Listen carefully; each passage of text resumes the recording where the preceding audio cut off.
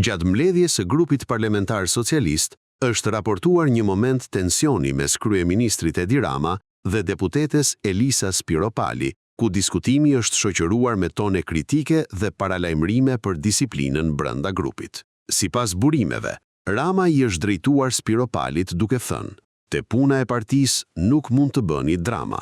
Partia ka dy ngjyra, bardh e zi, ose bardh me ne, ose zi përballë nesh", duke e lidhur reagimin e tij me qëndrime të shprehura më herët nga ajo në rrjete sociale. Ai mësohet të ketë paralajmëruar edhe mundësinë e përjashtimit nga grupi parlamentar. Po sipas të njëjtave burime, Spiropali ka kërkuar të replikojë gjatë mbledhjes, por nuk është lejuar të marrë fjalën, ndërsa Rama ka vijuar me kritika, duke deklaruar se investimi politik i PS-s dhe i tij personal nuk mund të vihet në pikpyetje nga sjellje të përsëritura, duke e mbyllur diskutimin me ton të prerë brenda grupit.